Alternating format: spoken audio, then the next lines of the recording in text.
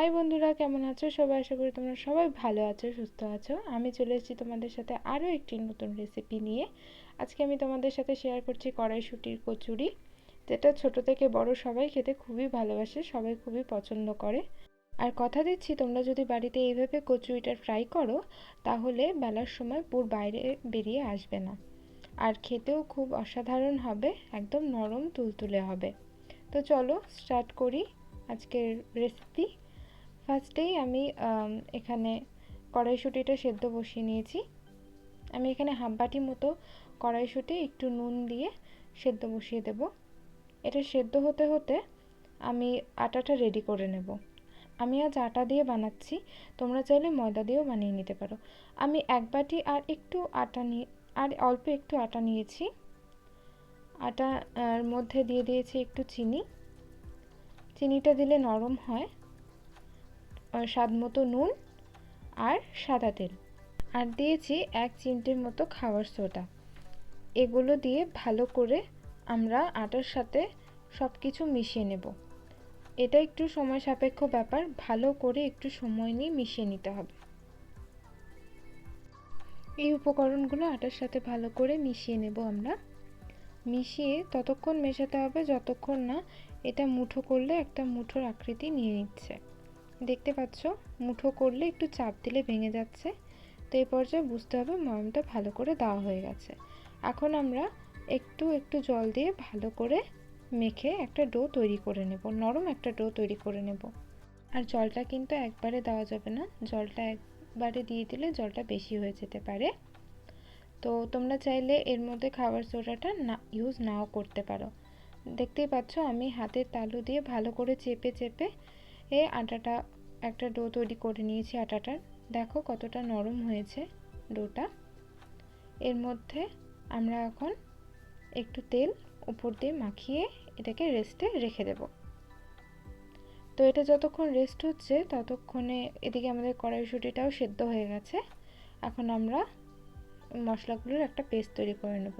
ধনেপাতা, আদা, কাঁচা লঙ্কা, সেদ্ধ করা কড়াইশুঁটিটার একটা পেস্ট আমরা তৈরি করে নেব। চলো তাহলে পুরটা বানিয়ে নিই। তো প্রথমে আমরা কড়াইতে অল্প সাদা তেল দিয়ে এর মধ্যে কালো জিরে আর হিং ফোড়ন দিয়ে একটু নেড়ে চেড়ে তার মধ্যে আগে থেকে বেটে রাখা কড়াইশুঁটি, কাঁচা লঙ্কা, আদা আর ধনেপাতার পেস্টটা দিয়ে ভালো করে নেড়ে চেড়ে নেব। আর বাটিটা ধুয়ে আমি একটু জলও দিয়েছি এখানে। স্বাদ মতো একটু চিনি দিচ্ছি, তোমরা চাইলে স্কিপও করতে পারো। আর নুন দিচ্ছি, নুনটা একটু বুঝে দিতে হবে, কেন কি আমরা আগেও নুন ইউজ করেছি।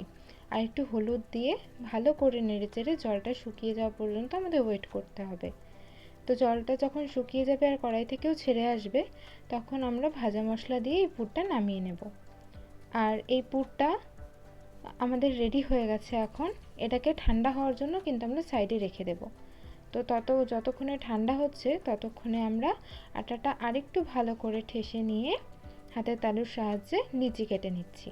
তো আমাদের এখানে টোটাল 7টা লিচি হয়েছে এক বাটি আটা দিয়ে। তো পুরটাও এদিকে ঠান্ডা হয়ে গেছে।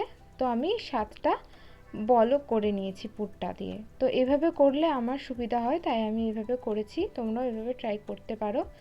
আর এখানে একটা কথা বলছি, যে গরম পুর কিন্তু আটার ভেতরে ঢোকানো যাবে না, তাহলে কিন্তু ফেটে যাবে, বেলার সময় ফেটে যাবে। তো আমি একে একে এই যে লিচিগুলোকে একটা বাটির মতো করে নিয়ে ভেতরে এই বলগুলো ঢুকিয়ে দিচ্ছি। ঢুকিয়ে দিয়ে ভালো করে মুখটা ফার্স্টে চেপে নিয়ে একটু মুড়ে দিলেই হয়ে যাবে। তোমরা দেখতেই পাচ্ছ, এভাবে করে নিয়ে সবগুলো লিচি তৈরি করে নিতে হবে। এই যে মা একটা দেখিয়ে দিচ্ছে। তো আমি অত ভালো বেলতে পারি না, তার জন্য এখানে মা আমাকে হেল্প করছে, মা একটু বেলে দিচ্ছে। এখানে কিন্তু বেলতে হবে, আমি তেল দিয়ে বেলছি, মানে মা তেল দিয়ে বেলছে। ভালো করে হালকা হাতে বেলতে হবে, একদম বেশি প্রেসার দেওয়া যাবে না। হালকা হাতে এপাশ ওপাশ করে নিয়ে হালকা হালকা করে বেলে নিতে হবে। তো দেখো আমাদের সবগুলো কচুরি বেলা হয়ে গেছে। এখন আমরা কড়াইতে তেল বসিয়ে দেব। তেল বসিয়ে তেলটা গরম হয়ে গেলে একে একে ভেজে নেব। আমরা কিন্তু এখানে হাই ফ্লেমে ভাজতে হবে, লো ফ্লেমে ভাজা যাবে না। একদম কড়াইটা যখন মানে তেলটা যখন খুব গরম থাকবে একে একে দিয়ে সব ভেজে নিতে হবে। দেখতে পাচ্ছ কত সুন্দর ফুলেছে লুচিগুলো, সব কচুরিগুলোই কিন্তু খুব সুন্দরভাবে ফুলেছে। তো তোমরা যদি এভাবে বানাও তাহলে কিন্তু সুন্দর ফুলবে আর নরম তুলতুলেও হবে। তো আমরা এখন একে একে আমরা সবগুলো ভেজেও নিয়েছি, তৈরি হয়ে গেছে আমাদের আজকে কড়াইশুঁটির কচুরি। আমি এটা বিটের ধোকার সাথে সার্ভ করেছি। তোমরা চাইলে বিটের ধোকার রেসিপিটা আমার আগের ভিডিও থেকে দেখে নিতে পারো, আমি ডেসক্রিপশানে লিঙ্কটা দিয়ে দেবো। তো দেখো কচুরিগুলো কত নরম হয়েছে, আমি তোমাদের একটা ছিঁড়ে দেখাচ্ছি। হাতে দেখছো, হাতে নিলে কতটা নরম হয়েছে, আর পুরটাও কিন্তু সমানভাবে পুরো কচুরিতে ছড়িয়ে আছে। তোমরা চাইলে এভাবে পুরটা তৈরি করে স্টোরও করতে পারো ফ্রিজে, 1 সপ্তাহ 2 সপ্তাহ মতো ভালো থাকবে। আর তোমরা অবশ্যই এইভাবে ট্রাই করো, জানিও কেমন লাগলো তোমাদের এই রেসিপিটা। আর আমার রেসিপিগুলো যদি তোমাদের ভালো লেগে থাকে অবশ্যই আমার চ্যানেলটাকে সাবস্ক্রাইব করে লাইক শেয়ার অ্যান্ড কমেন্ট করে আমার পাশে থেকো। তো টাটা বাই বাই, আবার দেখা হচ্ছে নেক্সট একটা ভিডিওতে।